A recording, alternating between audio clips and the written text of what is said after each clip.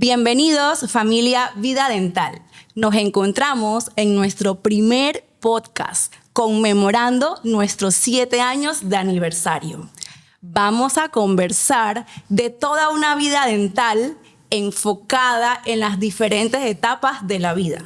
Nos acompañan la doctora Jimena Cavero, nuestra especialista en odontopediatría, y el doctor Luis Alberto Brady, especialista en cirugía maxilofacial. Hola, doctores. Bienvenidos a nuestro primer podcast. Muchas personas creen realmente que la salud bucal inicia cuando aparece el primer diente en ese bebé. Sin embargo, hoy por hoy sabemos que la salud bucal inicia desde el embarazo. A mi consulta llegan muchas pacientes embarazadas, lamentablemente en un segundo o tercer trimestre de embarazo, padeciendo dolor, caries extensas, terceras molares diagnosticadas con muchos años de anterioridad que no se programaron. Y eso es algo que tenemos que conversar aquí en este momento. Doctora, ¿qué me puedes comentar acerca de esto? En realidad, yo personalmente siempre trato de decirle a las mamás primerizas que la limpieza de un bebé va a empezar desde el embarazo, ¿ok? Porque vamos a ser honestos, si nosotros como papás, si nosotros como tutores no tenemos una buena higiene, ¿cómo nosotros se lo vamos a proveer al peque? Entonces siempre a mi consulta cuando llegan y ay no, tengo a la prima, no sé qué, que está embarazada, siempre trato de decirle, lleguen, vengan, no tiene que ser con odontopediatra, puede ser con un odontólogo general o con un perio, incluso con maxilo, pero lleguen para tener la orientación, lleguen al consultorio, hablen de cómo debe ser el cepillado, con cuánta rigurosidad debería ser, cepillo suave, cepillo duro, hilo dental, sin hilo, pasta con flúor. Hay tanta información que me parece que si nosotros guiamos a todas las mamás embarazadas a que ellas puedan tener una buena higiene, cuando nace el bebé ya tienen cierta idea de cómo poder tratarlo. De hecho, creo que me voy a ir un poquito más atrás. Tengo comunicación con ginecólogos donde les digo, apenas una paciente embarazada es diagnosticada, pues de inmediato, así mismo como la batería de laboratorios que le envían, debe estar la referencia a odontología, claro, como ley. Claro. ¿Por qué? Porque así vamos a poder programarle pues todo tratamiento que estén pendientes. Ya sabemos que el segundo trimestre de embarazo es el más seguro. 4, 5 y 6 meses, seguro para hacer todo. Sin embargo, yo la puedo ver desde antes y le explico su nueva rutina de higiene. ¿Por qué? Porque ¿qué podemos ver en un primer trimestre? Náuseas, podemos ver vómitos, esos ácidos lastiman el esmalte dental, lo debilitan y me puede aparecer una caries. Exacto. También se sabe que en una embarazada hay muchos cambios hormonales y se desencadenan lesiones que con el doctor hemos visto en consultorio Vida Dental. Correcto. Generalmente en las pacientes embarazadas va a haber una aparición de lesiones que se van a expresar, que ya están acumuladas previamente durante toda su vida, incluso antes de la evaluación con nosotros. Algunas de esas lesiones pueden ser de tejido blando o pueden estar asociadas a piezas dentales que ya estaban fracturadas antes de acudir o cruzar con sus primeros trimestres de embarazo. Ahora, algo muy importante es, sí es cierto que el tercer, cuarto y quinto viene siendo el más importante para realizar los procedimientos odontológicos, pero si la paciente tiene una urgencia, el ginecólogo autoriza, sí se vuelve importante realizar las defocaciones de cavidad oral o en este caso hacer las biopsias cuando sospechamos de que tenemos alguna lesión, sobre todo en mucosas, la más común de la embarazada, que vienen siendo los épulis, como fue el caso que tuvimos, y fue manejado de forma oportuna, a tiempo y con autorización siempre de su ginecólogo de base. Qué bueno que aclaremos esto porque existe un mito de que no podemos tocar a las embarazadas o que si solamente están próximas a dar a luz, tampoco. Pero ya hemos aclarado acá que con una interconsulta, con una comunicación directa con nuestro ginecólogo, entonces se puede llevar a cabo el tratamiento. Y también mencionaste algo importante, ¿no? Acuérdate que el embarazo es una etapa en donde las hormonas fluyen, pero así, hermoso. Y justamente con estas hormonas viene también el tema de la inflamación gingival, de las encías. Entonces ahí es en donde si hablamos con las embarazadas y les podemos decir, mira, cepíllate o haz esta limpieza o te da miedo. ¿A quién no le da miedo acudir al odontólogo? Pero si le damos, vamos más suave, vamos despacio. Si quieres hacer la limpieza en 2 partes, podemos hacerlo. Creo que podemos prevenir muchas de las lesiones también que hay en boca, ¿no? O poder por lo menos detectarlas a tiempo sin tener que recurrir a, hay que hacer biopsia. Y la mamá con el estrés del embarazo, y es un embarazo de alto riesgo y la cosa se va complicando y la mamá está así. Y entonces al final todo esto se puede prevenir con señora, ¿está embarazada? Vaya a revisarse odontología antes de que vaya a pasar algo, ¿no? Exacto. Entonces podemos concluir que una paciente embarazada apenas se entera, nos visita. Correcto. Y así le programamos tratamientos pendientes en caso que lo tenga. Si no, armamos su rutina de higiene, garantizando así 0 inflamación, 0 riesgo de partos prematuros, lesiones que al final del embarazo van a preocuparla más. Que fue un caso que tuvimos de una paciente de una tercera molar diagnosticada 5 años con anterioridad a esa gestación y justo en su segundo trimestre de embarazo le dio una pericoronitis, que más adelante vamos a conversar sobre eso, y pues ha sido un dolor para la paciente emocional y también físico. Ella estaba muy preocupada, ya que era una paciente casi de 35 años de edad que sentía que su embarazo era alto riesgo por la edad, eso era algo de muy ella, y estaba muy preocupada. Entonces sí tuvimos que llevar a la paciente muy despacio, con mucha calma, y al final sí se realizó la cirugía, pero fueron momentos y semanas muy estresantes para la paciente y sabemos que no le hace bueno a su bebé. Entonces sería recibir a todas esas pacientes embarazadas. Si nos escuchas, visítanos desde que sabes que estás embarazada y te vamos a dar toda la orientación durante tu embarazo. Y sobre todo, y lo que me parece lo más lindo, es que tú como odontopediatra la puedas recibir y darle esa educación materna. Para cuando ella tenga bebé en brazos, ella va a poder saber cómo cuidarlo correctamente y sobre todo evitar hábitos que se instauran y cuando llegan a consulta, pues son difíciles de erradicar y a la larga traen complicaciones dentales. Por supuesto. Bueno, entonces, ¿qué sigue? Sale ese primer diente aproximadamente a los 6 meses, según literatura, y nos deben visitar. Muchas madres tenían la información errada de que llevo a mi bebé al odontólogo a los 3 años. Tardísimo. Entonces, Jimena, ¿a qué edad debemos recibir a esos infantes? Mira, yo en la consulta tengo... asombrosamente, ya actualmente he recibido como 4 o 5 mamás que me han traído a los bebés sin piezas dentales. Como quiero saber qué puedo hacer. Solamente para estar informadas, ya tiene entre 4 a 6 meses, ¿qué vamos a hacer? Entonces, yo sí soy bastante flexible, ¿no? Cuando vienen mamás con el bebé de 2, 3 años, no, doctor, que esté tranquilo. Yo siempre le digo que nunca es tarde, pero lo óptimo, lo que debería hacer, puede ser sin piezas dentales o con 1, por lo menos. Entonces, según las guías de la Asociación Americana de Odontopediatría, debería ser a los 6 meses o al año que ya debería tener por lo menos el primer diente, ¿no? Y actualmente tenemos bebés que les salen dientes desde los 4 meses hasta el año y medio, el primer diente. Entonces, yo siempre digo que nunca es tarde, siempre vayan. Ya, ¿viste que tiene un diente? Ve. ¿No te sientes seguro y quieres esperar un poco más? Espera, pero ve. Es muy importante, ¿no? Ok, entonces en esa primera consulta, básicamente vamos a orientar a esas madres del cuidado correcto. ¿Ok? Apenas tenemos primer diente, de inmediato vamos a cepillar. Pasta fluorada. Por supuesto, 100% flúor.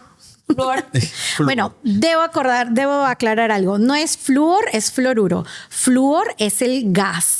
Lo que nosotros utilizamos en odontología se llama fluoruro, que es lo que le añaden a las pastas dentales. Entonces, de ahora en adelante, team fluoruro. Perfecto. Muy bien, doctora. Entonces, y nos vamos a ver con esos peques cada 4 meses. Sí. Nos vamos a llevar de cerca porque cada vez que acuden ya están un poquito más grandes y vamos añadiendo un poco más de información a esa rutina y a esa mamá sobre todo. Exacto. ¿Ok? Hemos tenido casos de pacientes referidos, ya sea por fonoaudiología o por pediatría, que me parece increíble que ya podamos trabajar en un equipo interdisciplinario con colegas de otras disciplinas, valga la redundancia, porque antes era un círculo muy cerrado que no veíamos pues esta dinámica. Hoy por hoy y en vida dental lo estamos viendo. Que tema de frenillo, tanto frenillo lingual como frenillo labial, pero en este caso quiero que hablemos del frenillo lingual y en diferentes etapas. Bueno, para los que no saben, el frenillo lingual es esa telita que está abajo de la lengua, que tiene una función como de sujeción de la lengua, pero muchas veces este frenillo es una súper tela gorda que no deja que la lengua se mueva. Entonces tú le pides, saca la lengua al bebé o al niño, perdón, y se queda limitado, ¿no? Y en los bebés, en los lactantes, en los recién nacidos, puede ocurrir que de pronto hacen heridas en el pezón de mamá, puede ser que se llenan de gases, son esos bebés que pasan los 2-3 días y una mamá frustrada, pero no me lacta, pero no produzco, y es como fórmula, biberón. Y nos daña todas las funciones orales, ¿no? Entonces, siempre es bien importante evaluar ese frenillo de rutina para ver cómo está, preguntarle a la mamá cómo se siente, si le ha hecho heriditas o no. Al comienzo siempre es fastidioso porque es una sensación muy extraña, ¿no? La lengua, para poder ordeñar el pezón, la teta de mamá, lo que hace es que hace un movimiento ondulatorio, ¿no? Entonces, empuja el seno de mamá, la areola, y ayuda a que el pezón como que se elongue y pueda entonces ordeñar el pezón, ¿no? La teta, perdón. Entonces, al comienzo se siente un poco extraño, pero no debería haber dolor, no deberían haber grietas, un bebé debería estar tranquilo y funcional pudiendo lactar. Entonces, si hay algo que no está muy bien, importante consultar, ya sea con el pediatra, odontopediatra, cualquier odontólogo creo que está muy bien preparado para el tema. Incluso las consultoras de lactancia saben perfectamente que hay que evaluar primero ese frenillo para poder ver qué más está sucediendo, ¿no? Mucho se habla del frenillo, de pues ese primer contacto bebé-mamá y la parte emocional. Y muy poco se habla de la importancia del desarrollo craneofacial debido a la lactancia materna. Entonces, Luis, cuéntame un poquito, ¿dónde radica la importancia en nosotros, en los odontólogos, de que esa madre siempre lacte? Correcto. Bien, los nenes generalmente, como ya explicaba Jimena, realizan un movimiento que es el de amamantamiento. Una vez llega con nosotros a cirugía, generalmente ocurre en los primeros 2-3 días, cuando ya el pediatra evalúa y se da cuenta que honestamente el nene no se está alimentando de forma correcta, y esto puede llevar entonces incluso a que el nene empiece a cursar con ciclos de desnutrición, alguna falta de vitaminas y todos estos procesos que van a complicar el desarrollo del nene. Ahora, generalmente en las primeras edades o los primeros días se hace simplemente el corte del frenillo lingual y de una vez el bebé sin necesidad de colocar anestesia ni de hacer una cirugía tan grande, solamente cortarlo, empieza a entrar en funcionamiento. Ahora, este movimiento de la lengua es importante, sí, en el crecimiento y desarrollo, sobre todo de mandíbula, y este bebé, cuando va creciendo, esos movimientos van generando que la mandíbula crezca, ya sea de forma correcta hacia adelante y que siga el desarrollo de la forma más normal. Ahora, tenemos otros tipos de frenillos, como los que son los labiales, que ya lo utilizan los pacientes, que lo vemos a los 6, 7 años, que vemos que ese nene tiene los dientes, está en crecimiento, desarrollo, está en erupción, y ese frenillo empieza a hacer entonces interferencia entre los dos centrales. Ya la odontopediatra se da cuenta, porque para nosotros hoy día en cirugía maxilofacial, la evolución de que un paciente evite llegar hasta cirugía es que realmente se haga de forma preventiva y un diagnóstico oportuno de esas anomalías que puede tener en el crecimiento. Perfecto. Entonces, todo radica en poder dar citas periódicas y monitorear de cerca a esos pacientes. Hemos recibido consultas de fonoaudiología de pacientes entre 3, 4 añitos, donde algunos no hablan y otros no mencionan correctamente las palabras. Conversábamos sobre la palabra carro, en donde muchos nenes dicen carro, o no pueden decir la palabra ferrocarril porque nos dice fegocarril. Entonces, las madres se preocupan y acuden a primera instancia a fonoaudiología. Sin embargo, nos refieren a nosotros acá a odontología esos pacientes nuevamente. Entonces, explícanos por qué la fonoaudiología nos refiere a nosotros en ese instante ese paciente. Bueno, Primero, debo aclarar que la fonoaudiología es la licenciatura que de la mano con nosotros también estudia anatomía de cabeza y cuello, pero sobre todo está en esta parte, ¿no? Fonoaudiología. Entonces, estudia mucho oídos, nariz, boca. No a nivel de otorrino, pero sí está muy pendiente. Y ellos se encargan mucho de ver la posición correcta de la lengua. Entonces, muchas veces ha sucedido de que nos refieren a los pacientes, no solo porque no puedan hablar, porque el hecho que no puedan pronunciar una palabra no necesariamente implica que hay un frenillo corto. ¿Okay? Recordemos que en la boca, el músculo, vamos a llamarlo principal, que es la lengua, está compuesto de 17 músculos más.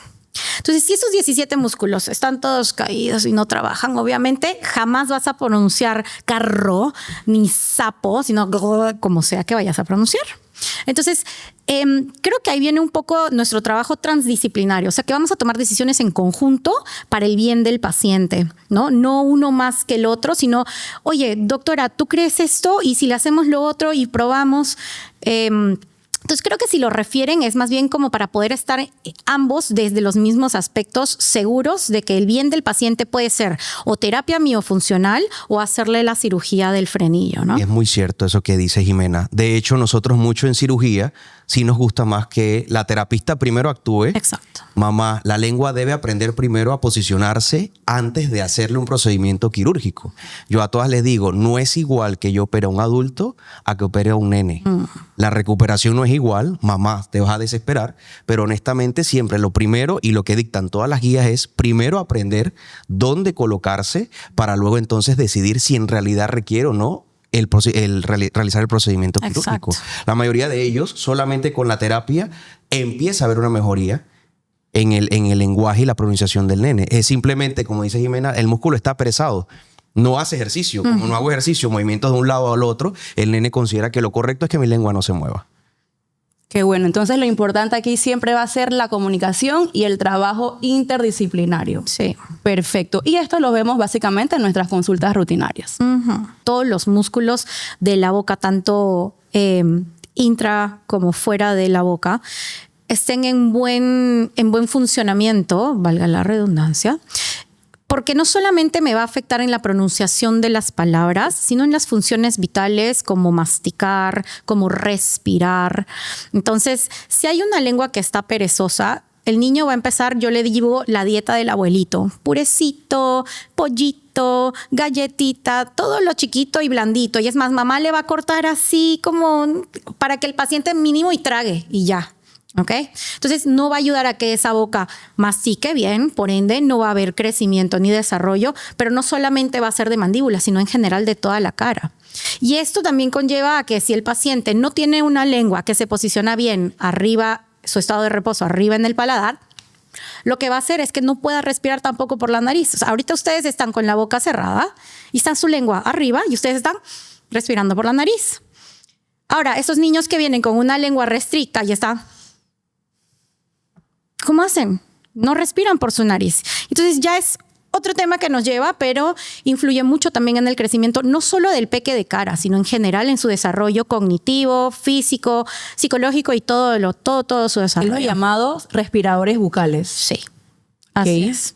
¿No? Entonces, es también muy importante que se tome mucho en cuenta, por lo menos yo en la consulta evalúo no solamente lengua, evalúo nariz, evalúo garganta, no puedo evaluar oído porque ya me voy más allá, pero siempre trato de estar muy pendiente de eso, de sus ciclos de sueño, de sus hábitos de sueño, de su alimentación, porque la alimentación también tiene que ver mucho con que el niño pueda producir algo que se llama melatonina, que pueda ayudar a que él pueda descansar de mejor forma. Pero si igual come eso y no descansa bien y hay una lengua que está restricta y hay una dieta que está en nuggets y papitas, no vamos a tener nada bueno tampoco en ese peque, ¿no? Correcto. Y siempre escucho en tus consultas, mamá, el niño ronca, y la mayoría de las veces que dicen que sí, lamentablemente. Un poquito, pero lo normal. No es normal que un niño ronque. No es normal ni que un niño, ni que un adulto, ni que un ser humano ronque, ¿no? Porque nosotros tenemos que respirar y una respiración no produce sonido. Bueno, a consulta, Jimé, lamentablemente me llegan muchos pequeñitos,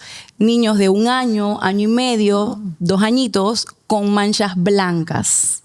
Cuando conversamos con los papás, ya tenemos una dieta altamente cariogénica, una dieta pues altamente en azúcar, le dan soda al niño, le dan galletitas y dicen, pero es un poquito, pero en realidad sabemos que es muy nocivo y ahí entonces radica tu parte y la importancia de que le puedas explicar qué es una mancha blanca y qué desencadena.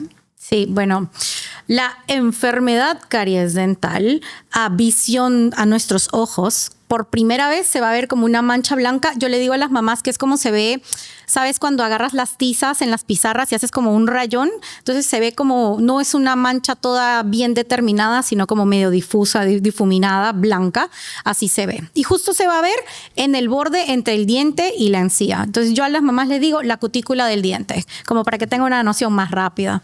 Entonces, ese es nuestro primer signo de que ya tenemos enfermedad caries dental.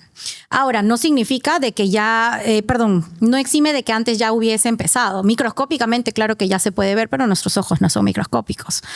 Entonces, una vez que ya empieza la mancha blanca, yo personalmente le digo a los papás, todavía estás a tiempo de que podamos salvarlo. Para mí, la caries dental en su primera fase, que es la mancha blanca, se puede curar en casa. ¿Cómo? Pasta fluorada, vamos a mejorar nuestros hábitos de alimentación, vamos a tomar mucha agua, que es la que nos va a ayudar a que nuestra boca siempre esté neutralizada. Y siempre les explico que cada vez que comemos o tomamos algo que no sea natural, es decir, que no sea agua, sino que sea jugo, por más que sea de fruta, siempre va a hacer que nuestra boca se ponga ácida.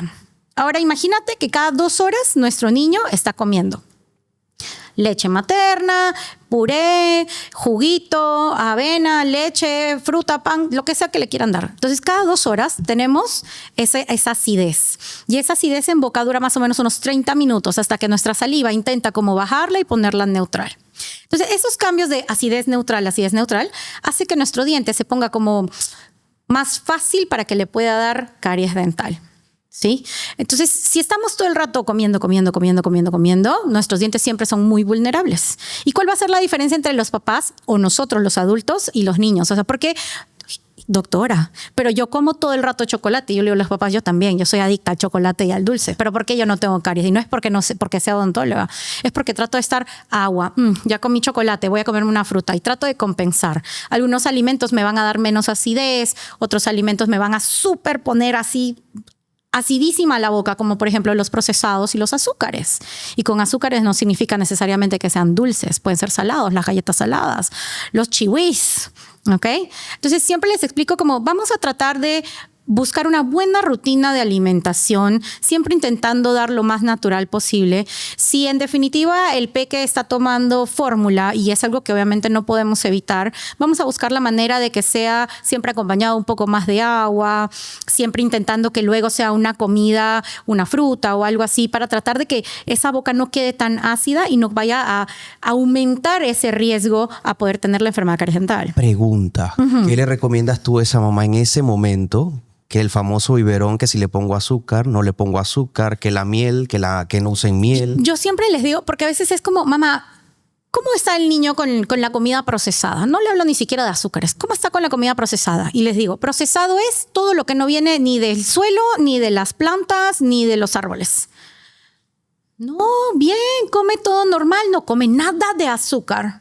Ah, pero toma fórmula, ¿cierto? Sí, pero es marca Perrito, que es bajo en azúcar. Y le digo, pero como es procesado, también lleva azúcar. Le digo, para que sea delicioso para el bebé. Tú no le puedes dar un medicamento, una comida con sabor a medicamento, ¿no?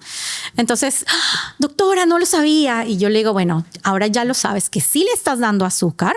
Entonces, vamos a tratar de hacer un cepillado un poco más consciente. No siempre se puede porque lo dejan en la escuelita. Entonces, vamos a decirle a la escuelita, después de que le des el biberón, dale un vaso con agua. ¿Y por qué veo tanta la importancia con el agua? Porque el agua nos ayuda a que la boca se pueda neutralizar más rápido, igual que nuestra saliva. Entonces, si podemos hacer que nuestra boca se pueda neutralizar, hacemos de que nuestros dientes corran menos chance de padecer de caries dental. Claro. ¿No? Claro, mira, parece muy trillado. Hay que cepillar 3 veces al día. Hay que usar hilo dental y parece que todo el mundo lo repite y lo repite, pero sin embargo, siempre que vemos lesiones cariosas en consultas. Entonces, si ahorita le podemos dar a esa audiencia 3 consejos para que de verdad no aparezcan esas caries o por lo menos prevenir, ¿qué le podemos decir? Creo que lo primero que les quiero decir a las mamás es nunca como mamá lo estás haciendo mal. Nunca, porque siempre vienen y dicen, ay doctora, tiene caries, soy una mala mamá, y se ponen a llorar. Y es como, no estás haciéndolo mal. Nadie nace con un librito para ser la mejor mamá o el mejor papá. Entonces, para eso has venido a la consulta y para eso vamos a aprender. Entonces, ¿qué vamos a usar? Cepillo de dientes con cerdas. ¿Y por qué hago el énfasis en cerdas? Porque cuando nosotros éramos chiquitos, a las mamás que le decían, usa el dedal de silicón y saca, sí, el silicón no limpia. Yo siempre le digo, desordena y deja sacar esa suciedad de ahí. Entonces, vamos a usar un cepillo de cerdas. Después vamos a utilizar una pasta fluorada, es decir, que no una pasta de bebés, sino una pasta de niños. Porque la pasta de bebés no trae fluoruro. Entonces, es como si los mandaras a la playa sin bloqueador. Alístate para ese dolor de piel que van a tener después. Entonces, siempre con fluoruro. Y siempre en cantidades medidas, del tamaño de medio grano de arroz, de 1 grano de arroz hasta los 3 años, y de ahí en adelante del tamaño de una arveja. Simple, simple. Y de último, la verdad es que yo siempre le digo a las mamás, de pronto mis otros colegas odontopediatras van a totalmente detestarme cuando escuchen esto, pero yo siempre les digo, yo soy muy flexible. Porque vamos a ser honestos, uno está en la calle, tiene la mamá, tiene la bolsa, tiene todo, el niño tiene hambre, uno le va a dar lo que le pueda dar en el momento. Ya después vas a pensar, ay, la caries, el agua, la acidez, no. Entonces, siempre que vamos a incluir un alimento procesado, agüita. Y si puedes hacerle cepillado, bien. Si no, llegando a casa, le cepillas.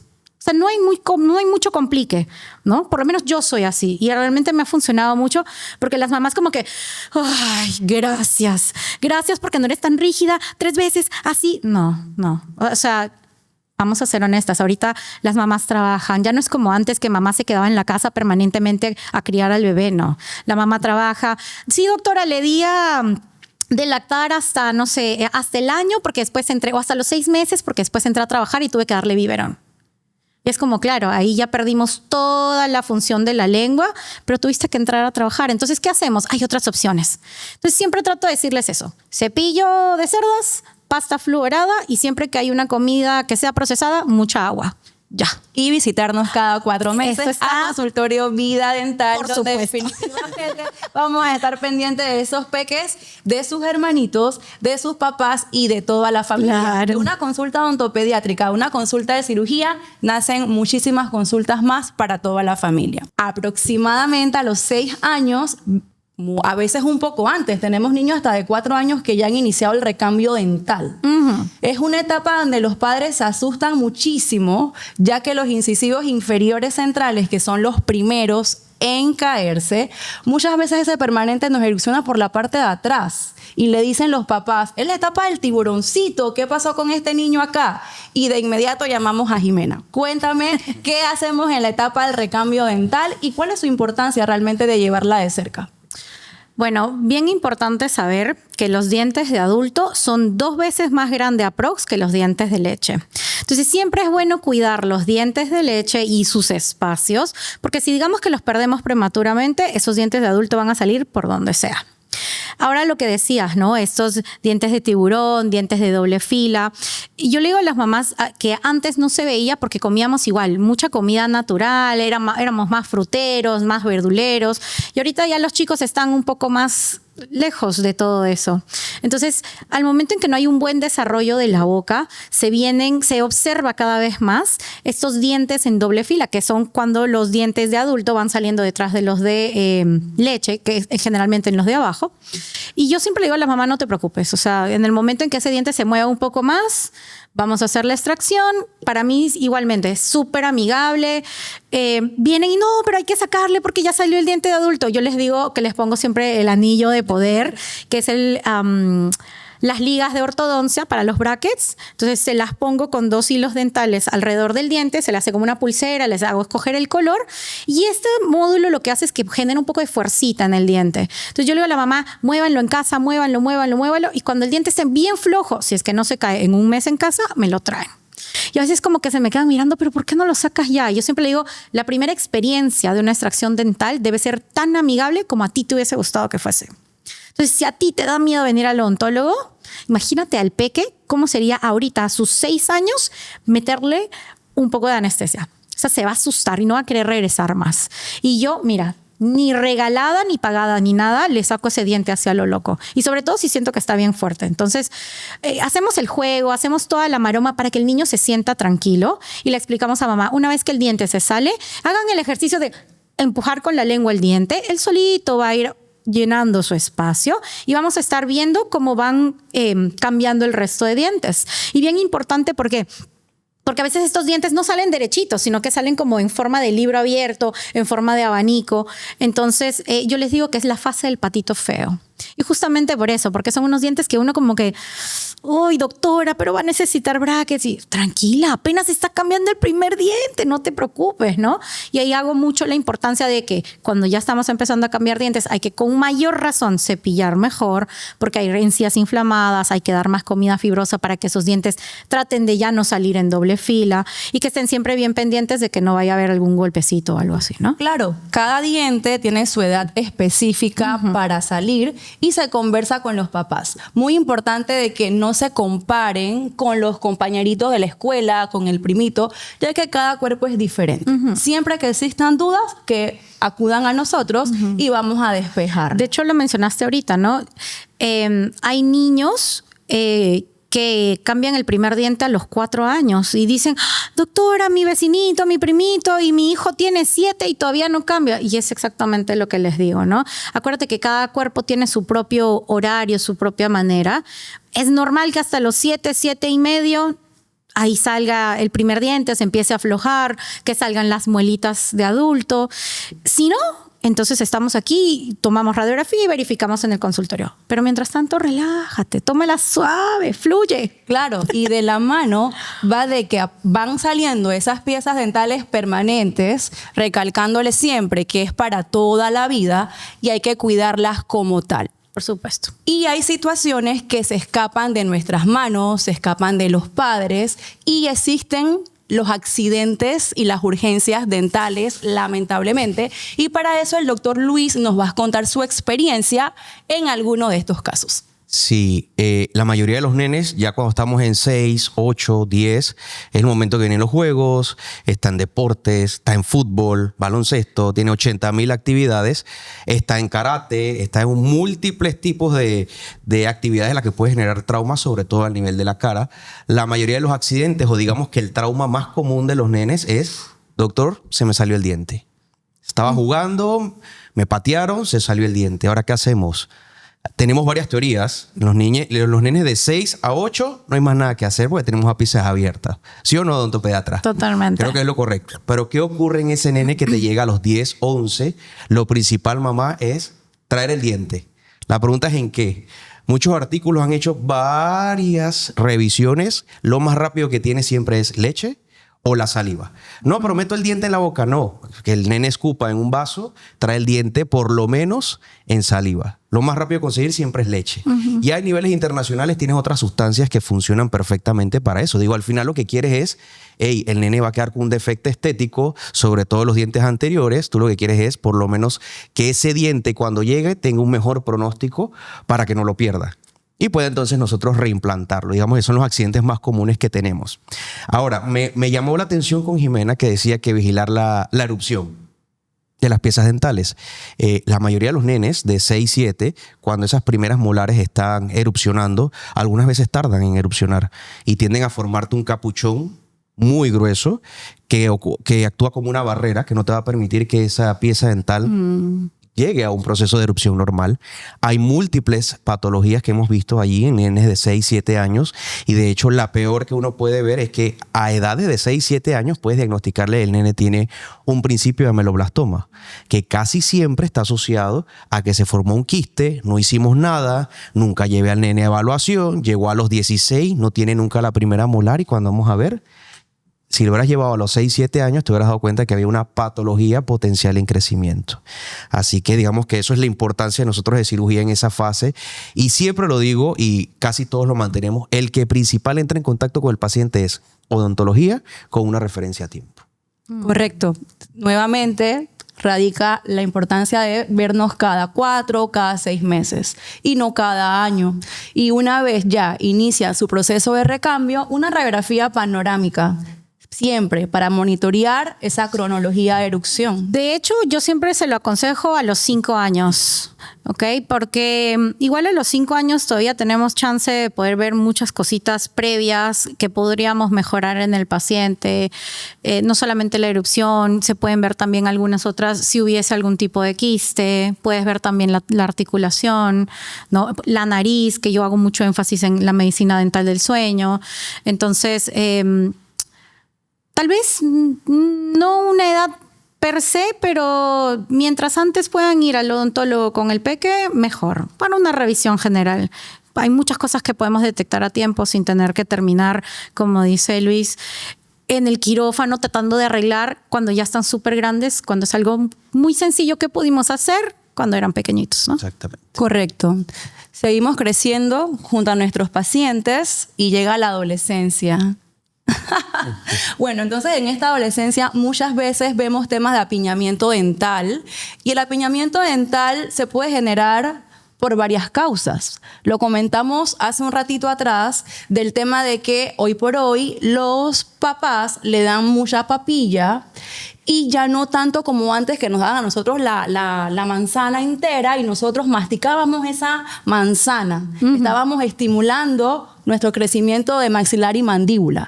Hoy por hoy a veces todo es más picado, más puré, más papillita y eso nos evita entonces así que tengamos un crecimiento. También la parte hereditaria y muchas veces también pérdidas prematuras de piezas deciduas, donde se pierde ese espacio para una correcta erucción de ese permanente.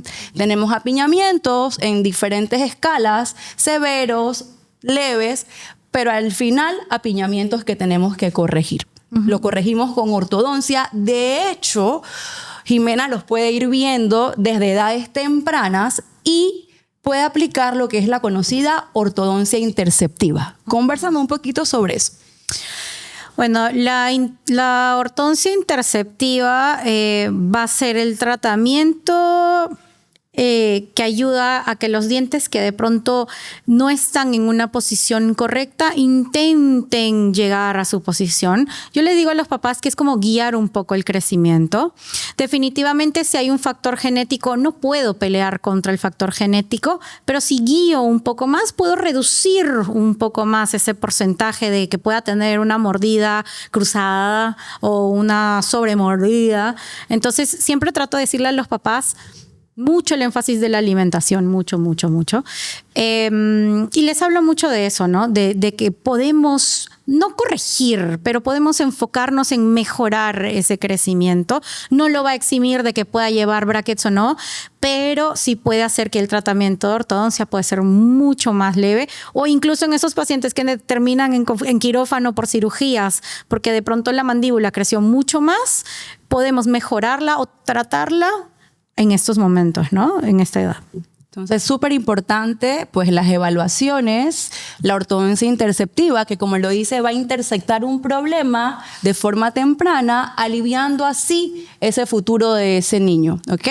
Luego llegamos a una ortodoncia correctiva, que ya es la colocación de los brackets, y ahí pues la ortodoncista va a intervenir, pero siempre antes guiado de una radiografía panorámica, que es la que abarca todos los dientes, y muchas veces tomografía, que pues una radiografía en 3D que nos va a mostrar un poco más allá, porque tenemos a veces caninos retenidos, que ¿qué son esos? Los colmillitos que no salieron y no sabemos por qué no salieron y muchas veces están atrapados y la tomografía es la que nos va a poder brindar mucho más información. De ahí es que viene un poco la importancia ni siquiera de la ortodoncia interceptiva, sino de mucho antes, ¿sí? De la ortopedia. Entonces, la ortopedia lo que hace es que ayuda con ese crecimiento y desarrollo justamente para que no vaya a pasar no vaya a pasar ese tema de que se quedan impactados los dientes, que se quedan atascados, pero también va a ayudar no solamente en el tema de dientes, porque no todo es dientes. También estábamos hablando de la lengua hace un rato, de la respiración. Entonces, recordemos que no solamente es arreglar los dientes y sonrisa de modelo, no. También es tener todo el resto de funciones, porque no sé ustedes, pero yo conocí alguna vez una niña, 16, 17 años, una sonrisa espectacular, pero se chupaba la lengua. Entonces su sonrisa, ella sonríe y lindo, pero ya cuando uno como odontólogo lo revisa, ya tiene una posición de los dientes todos tirados para adelante, la lengua fuera de forma. Entonces también es una evaluación completa, ¿no? Entonces, y de eso también ayuda mucho ortodoncia. A veces piensan que ortodoncia solamente va a ser arreglar los dientes torcidos. No, también ayuda mucho en la función. Y esta función es importante porque tenemos aquí la articulación que también debe tener cierta posición, tan importante como nuestra rodilla, como nuestra muñeca, que si no están en forma, si no están en buena posición, cuando tengamos 20, 25, 30, duele. En eso sí tienes toda la razón. Sabrás que muchos pacientes que llegan con dolor articular jóvenes, cuando vas a revisar, yo siempre les pongo el mejor ejemplo que les puedo dar es, si una casa está desordenada, no hay paz. Es lo mismo en la cavidad bucal. Si tú tienes tu cavidad bucal, piezas por todos lados, dientes apiñados, dientes que no sabías que tenías, que están retenidos, y me voy precisamente a los caninos, creo que ese es el momento que uno desearía que mamá se hubiera dado cuenta a los 10 años que el canino estaba en mal posición. Porque créame que una cirugía de un canino es la recuperación un poco más complicada, o por lo menos si de verdad se va a hacer de forma integral, algunas veces la odontopediatra con la ortopedia puede darse cuenta de que podemos hacer expansiones de ese maxilar que se está quedando atorado, pero a lo mejor ese atoramiento de crecimiento que está teniendo el maxilar es porque hay una causante. Casi siempre para todo, si tú tienes algo que te obstruye, tú quitas la obstrucción y todo fluye. Por supuesto. Que es lo que queremos al final, ¿no? También vemos muchos casos de terceras molares, muelas del juicio o también conocida como cordales. Sabemos que desde los 18 años, según la teoría, deben erupcionar y de ahí radica su nombre, juicio, porque a los 18, en teoría, tenemos juicio. Sin embargo, ya desde edades tempranas, 16, vemos pacientes que inician su erupción. Cuéntame, ¿qué porcentaje más o menos manejas tú de malposición de terceras molares? En mi consulta, casi no veo a nadie que tenga las terceras molares en una buena posición para una correcta erupción. Casi todos vienen mesializadas, impactadas o, como le digo a ellos, acostaditas. Entonces, cuéntame más o menos, Luis, cuál es la importancia de estar a tiempo con ese tema. Bien, las terceras molares, como lo acabas de decir, la edad que más lo vemos a los 16. Si tomamos una panorámica, créeme que a los 9 años ya ves que el germen está en formación. Desde los 9 años ya sabemos que el nene va a traer cordales o terceras molares, porque a la gente no le gusta que usemos el término de cordales. Y sí es cierto, tenemos pacientes de 14, 15 años que algunas veces se hace lo que se conoce el término de germinectomía, porque ortodoncia requiere un espacio para hacer ciertos movimientos, que lo hemos realizado en conjunto aquí en el consultorio. Hay algunos otros pacientes que sí, yo honestamente prefiero esperar que crezca un poco más ese diente, 16, 17, y dependiendo del grado de inclinación que tenga, hacemos la cirugía. Ahora, es lo más común, porque el ser humano ha cambiado. La falta de estimulación te ha hecho que esas terceras molares, esa mandíbula no crezca y genere el espacio para que tengamos las 18 piezas superiores y las 18 piezas inferiores. Ya no ocurre. No ocurre principalmente porque la evolución nos ha llevado a mucha tecnología, y entre más tecnología tengamos, ya tengo licuadora para poner que entonces la manzana quede en puré. Ya tengo la procesadora de alimentos, que ya no necesitamos cortarlos. Esa falta de función ha llegado que tu mandíbula no se desarrolle correctamente, y de ahí radica principalmente el mal posicionamiento de las terceras molares. Ahora, no solamente basta que estén mal puestas. El problema que ocurre es que generalmente en cirugía la hacemos de forma profiláctica. ¿Por qué profiláctica? Si esta pieza dental se queda ahí retenida, la tienes impactada de forma horizontal, nos vamos más a la parte científica, hay una serie de células que se estimulan y ese hueso puede desarrollar un tipo de lesiones que son de tipo quísticas, que es la primera fase para que se desarrolle un tumor. Ahora, ¿por qué lo hacemos de eso? Lo hacemos de forma profiláctica para la prevención de que un paciente genere una malformación, ya sea tumoral o quística. Y la mayoría de los pacientes que vemos nosotros están asociadas a mal inclinaciones de esas terceras molares, porque la mandíbula e incluso el maxilar no logran desarrollarse completamente. Y la parte profiláctica me parece increíble y es lo que manejo en consulta, ya que le comento a los pacientes, vamos a programar tu cirugía. Yo sé que eso no te está doliendo, sin embargo, tu realidad es que tu pieza dental tercera molar está mal posicionada, ¿ok? No vamos a esperar que te duela No vamos a esperar de que haya desarrollado una lesión cariosa a la pieza de adelante. No vamos a esperar una pericoronitis para entonces poner el mundo pata para arriba y buscar un cirujano que con dolor no te va a poder operar. Es cierto. Y él ya para allá. Quiero que me operes ya. Exacto. Entonces vamos a programarlo. Todo inicia con una panorámica. Les explico muy bien qué está pasando en su caso. Le comento cómo sería el proceso de cirugía, aproximadamente el tiempo de recuperación para que programen en sus trabajos, inclusive hasta vacaciones programan. Entonces de esta manera es mucho más sencillo para que el paciente desarrolle este procedimiento, porque no hay que esperar que duela para poder extraer una tercera molar. A veces hay pacientes que llegan a la consulta con un dolor de cabeza y dicen, no, es que me duele esta muela. Así la señalan y todo, y tú la tocas y la percutes y la aplastas y todo, y no hay dolor. Pero cuando miras para atrás, está esa muelita del juicio terrible. Entonces, no esperemos a que exista dolor para examinarnos. No todas las muelas del juicio se extraen. Mi mamá tiene 56 años y mi mamá tenía todas las muelas del juicio bien puestas. Y digo tenía porque, por supuesto, cuando yo estudié la carrera necesitaba un voluntario y tuve que hacerle la extracción de una, y así se fueron las 4, y gracias, mamá, por ti aprobé cirugía, y a mi hermana también.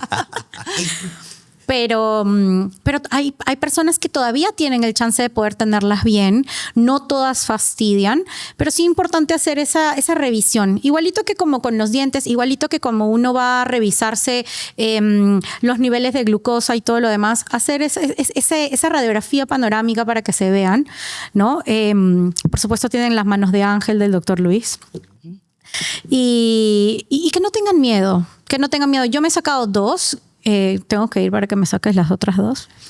Y realmente es un alivio, porque muchas veces es un dolor de cabeza, es ese sonidito en el oído, pi, que se llama tinnitus. Muchas veces es, en mi caso, por ejemplo, a veces abro la boca y me quedo trabada y luego ya puedo cerrar. Y es que una de mis cordales está tan inclinada que está afectando un poco en la apertura.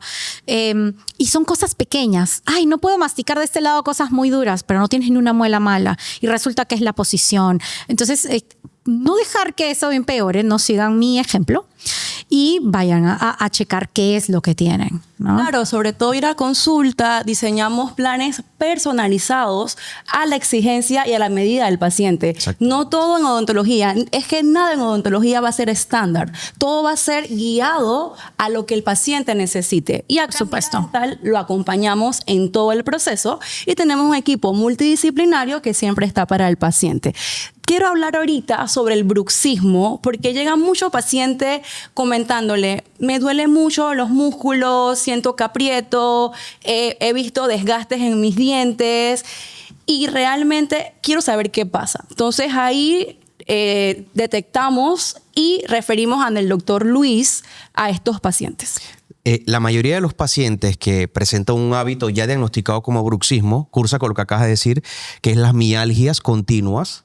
La mayoría de ellas pueden estar asociados a un apretamiento de dientes para que llevemos a un diagnóstico de bruxismo como tal. Ahora, para que tengas un bruxismo tienes que tener una serie de signos y síntomas. Las mialgias forman parte de los síndromes de la articulación temporomandibular, así mismo como las artralgias, y así mismo como vas a tener el mal posicionamiento de piezas dentales. Siempre para que tú desarrolles un hábito debe haber algo que lo genere o lo estimule. La mayoría de las veces el bruxismo nos hemos dado cuenta que es algo más neuromuscular. No lo vas a curar, solamente lo vas a controlar. Existen múltiples etapas de cómo llevar este bruxismo y tu primera fase siempre debe ser acompañada con determinar cuál es la causa, mamá que esté bajo situaciones de estrés, nene que esté con trastornos psicológicos, psicoemocionales. Es un conjunto hoy día. De hecho, te hablan de que el bruxismo lo debes llevar a nivel integral en manejarlo con otros especialistas como psicología. Luego entra el equipo de odontología para revisar las mordidas, oclusiones dentales y decidir si requiere o no el uso de una aparatología. La mayoría de las guías te piden de que no hagas colocaciones de ningún tipo farmacológico, como viene siendo el Botox. Tú llegas hasta la fase de un Botox de forma terapéutica para inhabilitar o bajar la carga muscular que ejercen esos, valga la redundancia, esos músculos masticatorios. Pero si no has pasado por un correcto diagnóstico, no puedes avanzar hasta esa etapa. Correcto. Y vemos bruxismo en adultos, pero también en niños. Entonces, como lo comenta Luis, muchas de las causas de bruxismo en niños es por temas psicológicos. Bueno, ahí debo cambiar un poco. De pronto el bruxismo en adultos, pues porque no lo llevo muy bien, puede tener algún tema mucho psicológico o de estrés. En niños ya se sabe que puede ser exceso de pantallas, exceso de alimentación procesada, obstrucción a la respiración nasal, también puede ser... Pues ahorita esas tres que me acuerdo. Bueno, y también el estrés, pero un estrés, por ejemplo, como sufrir de bullying, un cambio muy repentino en casa, que el ambiente de pronto sea de mucha pelea, si de pronto tuvieron que quedarse sin papás o tuvieron que cambiar de casas, esas cosas que son como un cambio súper abrupto, súper disruptivo en un pequeño, ¿no? Pero no es como dice la abuelita, de que por tiene las lombrices, no. para nada. Entonces, mami, si tu hijo rechina los dientes en las noches, por favor acuda al consultorio, ya que no es un tema de lombrices, es algo que va más allá, que la doctora Jimena tiene que revisar. Ahora yo quería hacerle una pregunta a Luis. Estabas hablando de que no siempre se recomienda colocar el Botox, sino más bien como ya de último recurso. Yo estaba leyendo de que hay algunas personas de que no están muy de acuerdo con la colocación de Botox porque podía también ayudar a esa reducción de la movilidad del músculo y por ende la atrofia, y esto también podía afectar la parte del hueso. ¿Qué sabes al respecto? Bueno, hasta que te afecte el hueso no he revisado, no he encontrado. Lo que sí tienes evidencia es que vas a hacer unas colocaciones de dosis primero iniciales, no vas a irte con lo máximo. ¿Qué ocurre? Que tú tienes diversas etapas o protocolos que sigues para estar claro hacia dónde vas, porque si tú empiezas primero, te voy con el Botox, después te voy con la férula, después te voy con el psicólogo, entonces vas con todo de que voy probando a ver y el paciente vuelve y dice, me duele. En realidad a veces a lo mejor no tienes un bruxismo, sino solamente una mialgia. Entonces si tienes una mialgia que está asociado más a un exceso de ejercicio, porque el exceso de ejercicio, personas que trabajan continuamente hablando, pacientes que están continuamente pegados a que es que trabajan en un call center y un call center 24 horas estás hablando en el momento que estás trabajando. Todo ese tipo de exceso de movilidades te puede estar en realidad. Un buen diagnóstico es lo que te va a llevar hasta dónde vas a llegar a tu paciente. Ahora, para un bruxismo tienes que diagnosticarlo. El primero que se da cuenta de eso es quién duerme conmigo. Una pareja. Escuchas en la noche y dices, es que no para de rechinar dientes. Ahora, ¿cuándo rechina esos dientes? La mañana, en la noche, el mediodía. A veces el paciente llega y que yo lo estoy viendo y le digo, bueno, usted no va a parar de hacerme estos movimientos de mandíbula a un lado a otro. Y me dice, no, pero yo estoy hablando con usted. Si yo la estoy viendo desde que usted viene entrando, usted ya viene con un hábito. Me botó el chicle antes de entrar a la consulta. Ya ahí tienes que el paciente tiene un hábito para funcionar. Claro. Entonces, todo esto lleva un continuo movimiento que no va más allá desde que el paciente se te sienta y tú dices, bueno, este paciente tiene un conjunto de signos y síntomas que me va a llevar a un síndrome, o a lo mejor voy a tener solamente un hábito. De repente puede tener el hábito solo de rechinar, pero en realidad el paciente no te desarrolla mialgias. Dice, yo rechino pero no me duelen los músculos. Pero hay otros pacientes que tienen un dolores musculares. Tú nada más con palpar el músculo macetero, el paciente te salta. Dices que mi dolor va aquí, tengo cefaleas continuas, las tengo más en las mañanas, los tengo más en las tardes, más en las noches. ¿Cuál es el nivel de estrés que usted tiene en el día? Yo lo que le oferto a los pacientes es primero su férula para generar primero una descarga. La férula no te va a quitar el hábito. Me va a ayudar a mí a diagnosticar, ¿sabes qué? Hay una sobrecarga muscular o en realidad es que tienes un mal posicionamiento dental. Te ajustan, aunque no lo creas, hacen ajustes oclusales y con eso es suficiente. El paciente empieza a desaparecer sintomatología, pero siempre vas poco a poco. El Botox funciona súper bien para reducir esa carga muscular del paciente. No te genera una atrofia, sino que es simplemente una paralización temporal que ayuda a reducir esa carga. Tratas de que ese músculo pierda esa memoria de estar continuamente apretando, porque yo siempre les pongo el ejemplo. Un dolor muscular es asociado como si tú fueras al gimnasio. Si yo estoy yendo al gimnasio todo el día, ¿qué hago? Hago hipertrofia. Marcado. Y tú ves que ese paciente se te sentó y dice, me duele, es la cara. Claro, tú lo ves, tiene su cara cuadrada y tú dices, es que tú tienes en realidad es otro síntoma que se llama hipertrofia de los músculos maceteros porque están todo el día masticando. Entonces, ¿qué puedes hacer con ese Botox? Ese Botox, uno, paraliza el músculo, ves que ocurre una reducción en semanas y de hecho te pasas algo estético porque se ha visto evidencia de que ese Botox te puede ayudar a realizar un afinamiento de esa estética porque el músculo empieza a reducir volumen, está obviamente disminuyendo esa función y te ayuda perfectamente a un perfilamiento o una armonización orofacial, que hoy día es el término que más están utilizando en estética. Ahora, para aclarar, perdón Alice que te haya cortado, el Botox es indicado en ciertos casos específicos, ¿no? No es que yo voy, doctor Radic, por favor, ponme Botox porque quiero afinarme la cara. No es así. Eso va, porque tú tienes dos opciones, me voy a hacer la parte. Siempre todo procedimiento tiene dos fases, o es estética o es función. Ok. Si tú me dices que es función, yo te digo, hey, ¿quieres dormir tranquilo? ¿Quieres disminuir las cefaleas? Esos despertares que puedes tener en las noches, que puede estar asociado también al síndrome de apnea obstructiva del sueño. Algunas veces esta reducción de carga y función muscular colabora. Pero si ya tú lo tienes para algo estético, ya tiene otro tipo de objetivo en tu plan de tratamiento. Pero para este tema, en bruxismo, es algo netamente funcional. Funcional, correcto. Digo, ya que por la colocación que va a ayudar con la función de repercusión es algo estético porque se va a afinar, pues el paciente ganó. Y siempre va a ganar igual, porque lo estamos haciendo por su función, para que esté tranquilo, para que no le moleste, para que no le duela. Correcto. Correcto. Y yo tenía otra pregunta más. Yo siempre digo que, por ejemplo, el bruxismo en niños, no por el bruxismo es que hay desgaste dental. En adultos, ¿cómo es? ¿Sí es a raíz del bruxismo o también tiene un secundario? Ya hemos entrado en un tema sensible con los rehabilitadores. Cuando yo hice mi extranjería, en la extranjería, el tutor con el que yo rotaba, el paciente no se había sentado y decía, es que yo bruxo, o sea, férula. Y regresaban con la férula, Botox. Y luego decía, bueno, pero ¿qué pasaba en esa fase? Realmente, un día yo, bueno, voy a ver qué es lo que ocurre. Me iba con ese paciente, iba y pasaba la parte de odontología. La odontóloga era rehabilitadora. ¿Y qué hacía la rehabilitadora? Hacía ajustes oclusales. ¿Qué vas a tener? Pacientes que en realidad solamente con un ajuste oclusal resolvía. Porque yo decía, ¿por qué ese paciente no regresó otra vez con el bruxismo? Algunas veces en realidad el paciente no tiene un hábito porque sí, lo tiene porque tiene un desajuste. Toda cavidad oral que tenga un desajuste te va a llevar un hábito. Si yo tengo una lengua que se posiciona donde se da la gana, tengo un hábito. Tengo proyección de lengua, genero mordida abierta. Es igual con el bruxismo. El paciente va a bruxar porque no sé dónde debo colocarme porque mis dientes actúan como un conjunto en ese sistema.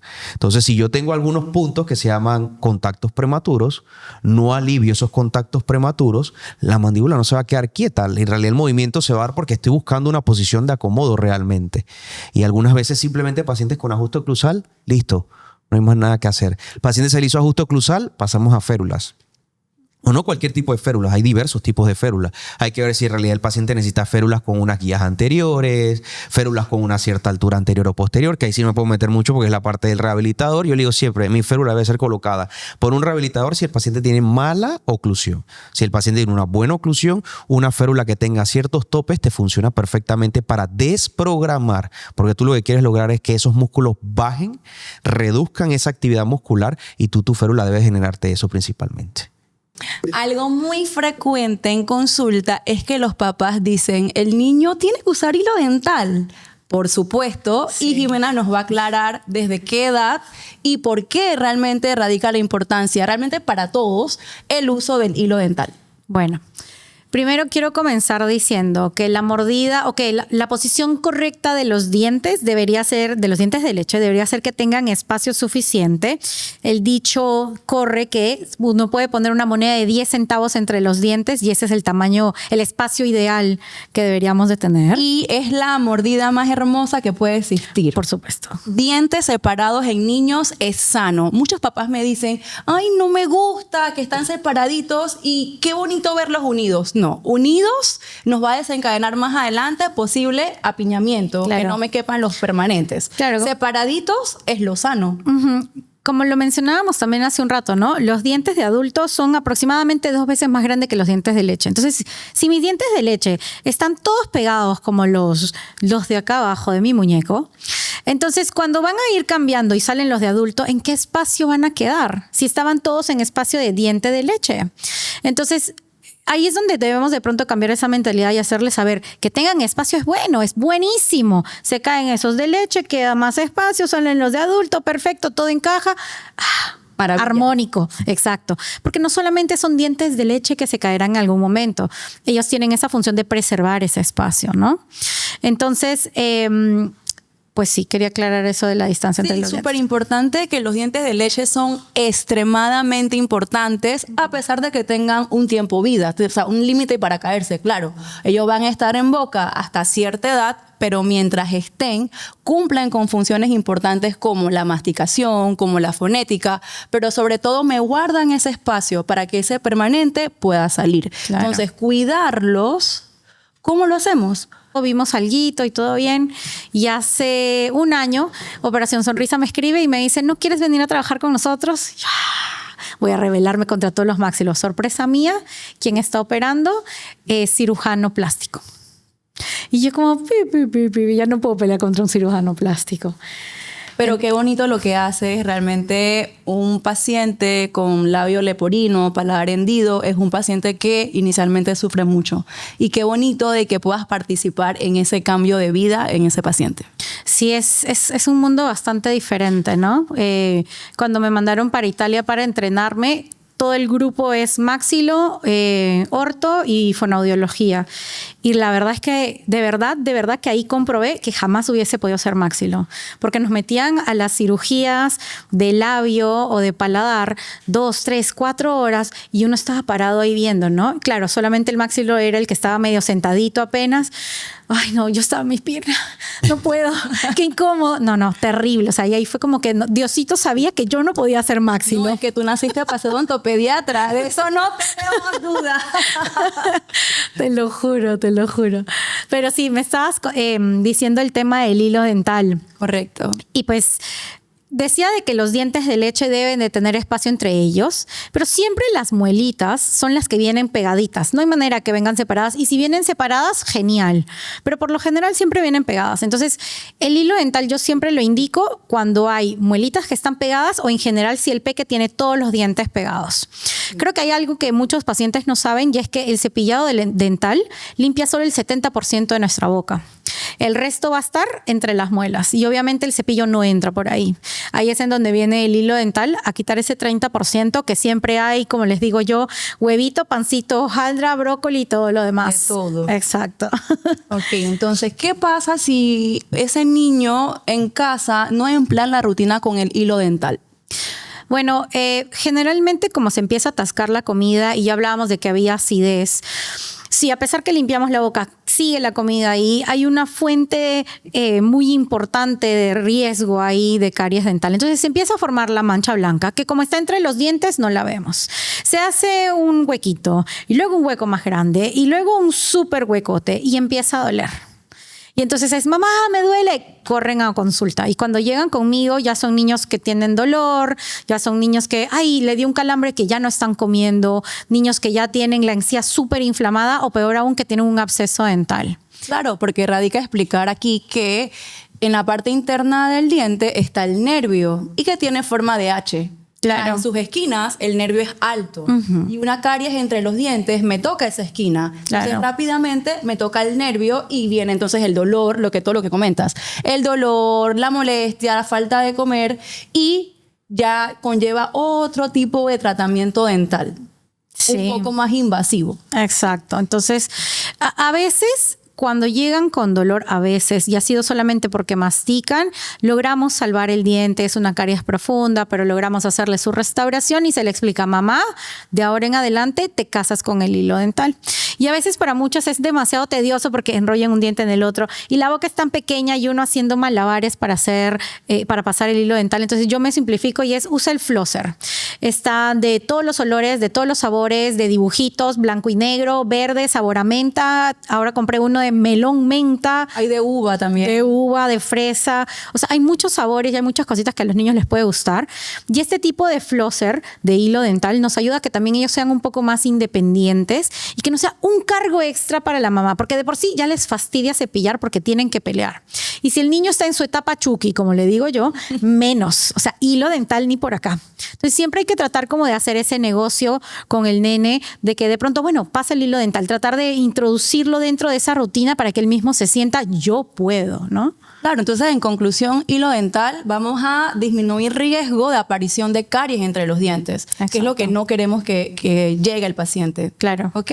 Y si lamentablemente aparece una carie entre los dientes muy agresiva, muy grande, y lamentablemente no hay opción de salvar y hay que extraer, también comentar al papá de que tenemos opciones una vez ya extraída la pieza. Sí, por lo general intentamos no hacer la extracción, pero de este tipo de lesiones cariosas siempre hay dos cosas. O destruyó demasiada cantidad de diente y hay que hacer la extracción, o ha destruido cierta cantidad de diente que podemos salvar y ahí se hace la famosa pulpectomía, la endodoncia en los dientes de leche. Entonces, en el caso que no se puedan salvar los dientes y hacemos la extracción, yo siempre les digo que hay que colocar un mantenedor de espacio. Siempre les hablo de un anillo en la muelita que está posterior al espacio que queda, con un bracito como en forma de rectángulo, que va a ayudar a que los dientes que están aledaños o al costado de ese espacio que va a quedar no se vayan como a angular y a cerrar. Para que después, cuando salga el diente de adulto, pueda salir feliz, tranquilo y sin mayor problema. Y volvemos una vez más. Si no ponemos el mantenedor de espacio, viene el apiñamiento, ortodoncia, peor aún, no sale el diente y hay que ir con el doctor Luis. Entonces, para poder, por favor, opérame, sácame, Claro. todo un círculo vicioso. Entonces, al final, la prevención siempre es la clave. Totalmente. Perfecto. Listo. Entonces, cortamos ahí. Entonces, vamos acá con los pacientes adultos. Okay. A consulta tenemos pacientes adultos que lamentablemente vienen con dientes ya extraídos. Ya lamentablemente perdieron esas piezas y nos toca intervenir con ellos y explicarles la importancia de rehabilitar. Más que todo por tema estético, sino por la función, para que puedan morder de manera armónica, de manera completa, y no que un lado de la cara trabaja más que el otro, porque también nos puede traer una parafunción. Y en este momento quiero hablar de los implantes dentales. Los implantes dentales es una de las opciones para rehabilitar piezas, pero también es conocido como tornillos y el paciente le asusta y le aterra ese término. Entonces el doctor Luis nos va a hablar un poquito acerca de los implantes dentales. Sí, la mayoría de los pacientes que te buscan una función o te vienen a decir, tengo este espacio, ¿qué hago? Ya hoy día uno trata de evitar los famosos desgastes, que te va a hacer un puente de 2 piezas para un lado o para el otro. Si tú consideras que ya no tienes esas famosas piezas hacia los extremos para poder ofertarle un puente a los pacientes o ha perdido múltiples piezas, uno hoy día le ofrece la idea del tornillo o del implante dental. Ahora, el implante dental es igual a los implantes que utilizan los ortopedas o cualquiera que trabaja sobre hueso. ¿Qué quieres lograr con eso? Es que tú, evaluando al paciente primero, observando radiografías, puedas tomar la decisión si califica o no califica para la colocación inmediata del tornillo o del implante, o si en realidad necesitas hacer algo que se llama una regeneración previa, que haces ese hueso, lo preparas para que tenga la suficiente cantidad de hueso y que el tornillo pueda entonces quedar en posición. Me preguntan siempre, disculpa que te interrumpa, doctora, ¿y si aplico para el implante cuando llueva y suene el relámpago, me va a doler? Mito. Mito. Hoy día ya no existe eso. La mayoría de los implantes son a base de titanio. De hecho, muchos dicen de que es que si paso por el detector del aeropuerto va a sonar. Otro mito, eso no ocurre. Hoy día lo que sí hemos logrado es trabajar ya con la tecnología en el consultorio de vida dental. Pueden observar en el Instagram que ya tenemos varios casos colocados donde se hace planificación quirúrgica. Ya hoy día utilizamos la computadora mediante imágenes y hacemos la colocación de implantes de una forma que se llama guiada y que facilita entonces que tu posoperatorio sea lo mejor posible, tengas un éxito alrededor de un 95-96%, porque el otro 4% siempre va a definir o va a depender de tu cuerpo que haga la aceptación del implante y que facilite la fase de la rehabilitación, que es lo que queremos lograr al final. Claro, lo importante siempre es rehabilitar al paciente, que esté completo, que esté cómodo con la opción que elija. Lo importante siempre es la evaluación, darle las diversas opciones y que el paciente decida. Correcto. Sabes que hablamos de implante dental, hablamos de algo metálico. Si el paciente se tiene que meter a un MRI, un CAT, un algo, ¿tiene que avisar que lo tiene? ¿Se lo tiene que quitar? Para los CATs o las tomografías axiales computarizadas que llevan un grado de radiación, no necesitas quitarte los implantes. Viene el tema para resonador. Muchos neurocirujanos, pacientes avanzados, te piden que quites dispositivos. Hasta el sol de hoy, implantes yo no he retirado. Tendrás que buscarlo y decirte, hay evidencia que hay que quitar implantes porque le van a meter resonador. Lo que sí es la aparatología de ortodoncia. Okay. Eso sí tenemos que retirarlo cuando el paciente va para un resonador. Es lo que más consulta neurocirugía dentro del hospital. Hay que hacer el retiro de la aparatología fija del paciente, va para resonancia. Ahí sí tienes que retirarlo. Ahora, estabas hablando que un 4% dependía un poco del cuerpo. ¿Cómo sé si me pusiste el implante del diente adelante? Porque cuando tenía 6 años se me quitó y me dijeron, te vas a poner implante cuando tengas ¿cuánta edad? Cuéntanos eso, ¿cómo es? Mira que hoy día hay estudios que te dicen de la famosa vitamina D. O sea, eso no es falso, eso no es de que ahora un nuevo mito y todo esto. Habla de que la mayoría de los pacientes para una osteointegración debes tener un valor de vitamina D que te ayuda a la recuperación del hueso. Ahora, yo pacientes que tengan arriba de 80, mayores de 80 años, siempre tomo en consideración que no tenga lesiones, que no tenga comorbilidades, pacientes que son problemas de osteoporosis, osteopenia, me lo tomo con más calma. Vamos a hacer primero un estudio más a base con tus enfermedades sistémicas, vamos a ver cómo están los niveles de vitamina D en cuerpo, que me ayuda a que tenga un mejor pronóstico. Al final, todo tú lo que quieres ofrecerle al paciente es que si yo te coloco este implante hoy, tengo un periodo de vida, no para toda la vida, porque nada está garantizado, pero por lo menos sí el tiempo funcional, que es lo que quieres lograr con el paciente. Ahora, pacientes jóvenes, 20, 23, 40, los niveles de vitamina D casi siempre están al nivel óptimo para que tú tengas una mejor recuperación. Pero ¿qué quieres lograr siempre con esto? Va a depender de cuál es la causante por el cual perdiste esa pieza dental. Si yo la perdí a los 16 años, hay una pérdida de hueso que ha avanzado en el tiempo. Llegué a los 40 y quiero que me coloques el implante. Sí, pero hay que ver primero el nivel de hueso. No, pero es que yo quiero que me coloques el implante. Al final nosotros lo que intentamos siempre es ocupamos imágenes más especializadas. No nos quedamos solamente con la panorámica. La panorámica es nuestra guía para explicarte y decirte aquí va a ir el tornillo. Tienes el espacio para la colocación del implante, te vamos a rehabilitar de la siguiente forma. De hecho, tenemos a veces ciertos pacientes que ya han perdido todas las piezas dentales. Si ya no quieren utilizar prótesis totales, existen muchos protocolos que tú puedes hacer con implantes. De hecho, estamos hablando de que ya perdí piezas dentales, perdí hueso, he usado prótesis total hasta mi edad de 60, 61. Hoy día tú le puedes ofertar otro tipo de implantes, como los implantes que son transigomáticos, los implantes que son pterigoideos, y haces colocación de incluso implantes transnasales o paranasales que te funcionan súper bien para devolverle a ese paciente que esa prótesis no esté en quitar y poner. Pero todo va a depender, como siempre lo he dicho, de una evaluación inicial, un diagnóstico oportuno y sepas en realidad cuál es la causante de esto. Claro, y toda la inversión, ¿no? Sí, siempre les digo que no solamente es ponerlo y ya está. Más nunca tengo que venir contigo, más nunca tengo... O sea, en realidad casi siempre se recomienda terapias de tratamiento o de controles donde generalmente el rehabilitador te baja toda la parte de las coronas y tú puedes entonces hacer profilaxis alrededor de los implantes para reducir el riesgo de esa pérdida ósea que ocurre en la parte superior del implante. Y evitar esa inflamación de una perimplantitis.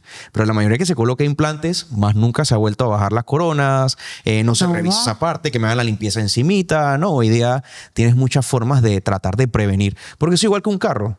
Carro que no llevas a mantenimiento se te va a dañar. Es lo mismo que ocurre con los implantes. Los implantes requieren su propio mantenimiento periodontal. Que es lo más importante. Que es lo más importante.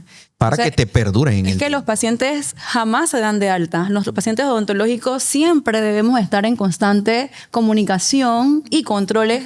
Si no se puede los 4, los 6 meses. Y ahí monitoreamos todo lo que le hemos hecho. Igual las restauraciones no son de por vida. Ellas tienen una vida media, la cual vamos monitoreando en sus limpiezas. Exactamente. Claro, y depende mucho de la higiene y de cómo los pacientes lo traten, ¿no? Yo siempre le digo a las mamás de mis pacientes y algunos papás que van también, ¿no? Acuérdate que este material no es natural del cuerpo, entonces tiene un tiempo de expiración y mientras mejor lo trates, mejor nos va a dar de resultados. Entonces trata de no comer comida pegajosa, cepíllalo, pasa el hilo dental, bastante agua. Dependiendo de eso es que va a resultar. No solamente es que lo puse y ¡ay, quedó hermoso! No, hay que darle ese cuidadito. Con los padres de familia toca hacer bastante docencia en el sentido de que a veces creen que es suficiente con solamente llevar al niño al odontólogo. Y es un trabajo en equipo. Llevarlo al odontólogo es un gran paso, pero cambiar hábitos en casa, la alimentación, que sea saludable y evitar alimentos pegajosos que pueden despegar esas calzas. Y es que, ¿sabes qué pasa? Creo que en general a nivel Latinoamérica, ir al médico para control está bien. Ir al ginecólogo, ir al urólogo, ir al médico general. Pero no hay una cultura de decir, ay, voy a ir al odontólogo para que me revise cómo están mis dientes. Tú te revisas, todo está bien, no me sangran las encías, perfecto, no pasa nada. Entonces, de pronto ahí es en donde hay que cambiar ese chip, ¿no? De pronto es hacerle saber la importancia de que de pronto te quitas mucho dolor de cabeza, cepillándote bien, acudiendo a tus citas, aunque sea una vez al año, ¿no? Claro.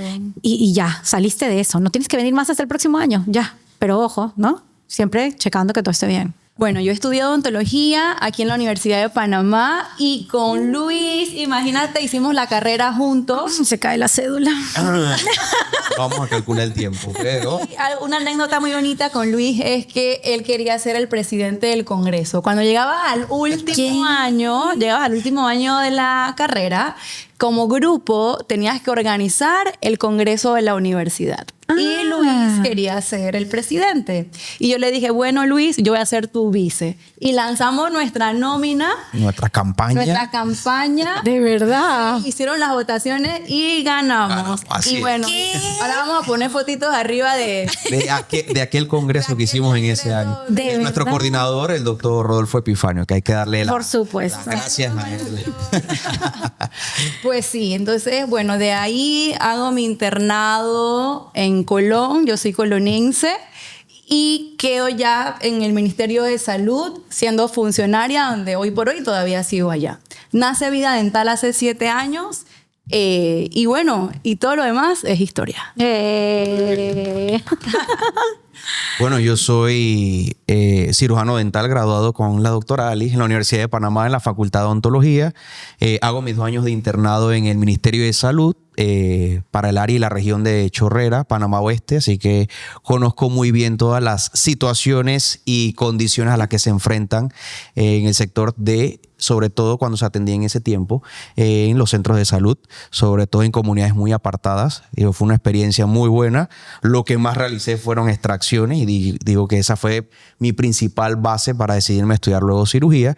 Entro a trabajar en la Caja del Seguro Social en el 2016 como odontólogo general y luego entonces compito por una plaza de residencia para entrar a estudiar entonces en el complejo hospitalario. Me titulo en el 2022.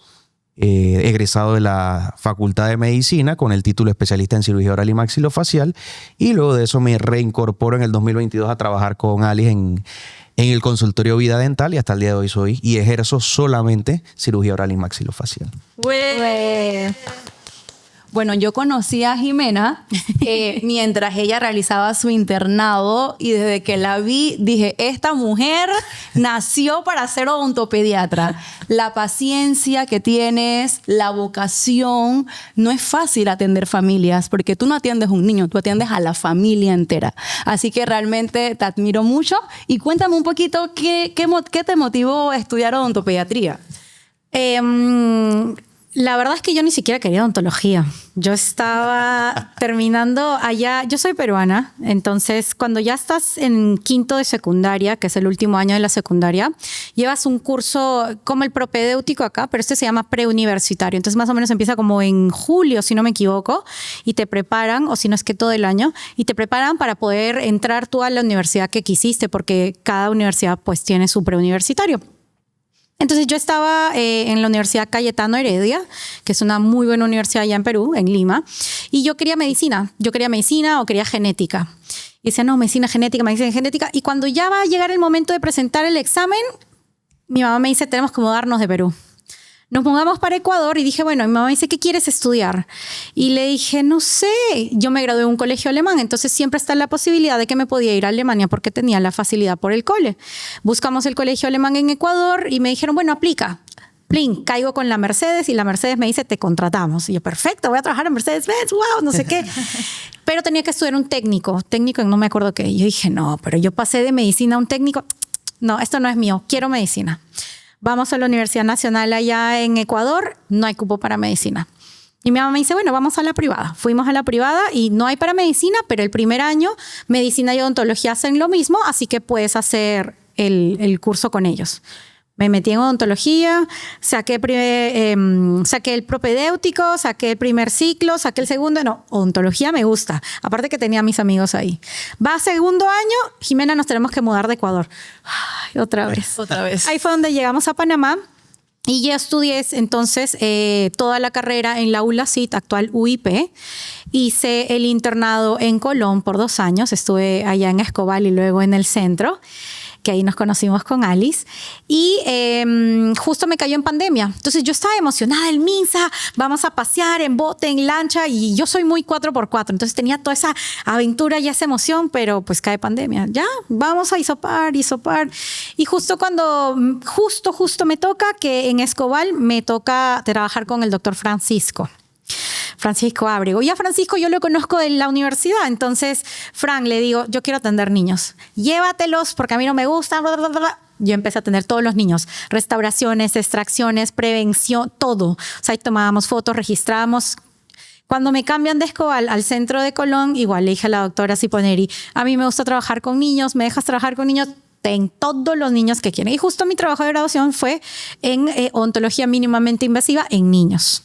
Entonces ahí estaba odontopediatría. La semillita puesta. Exacto. Y justo ahí venía la parte que les contaba hace un rato de que yo quería trabajar con pacientes labio paladar hendido desde siempre.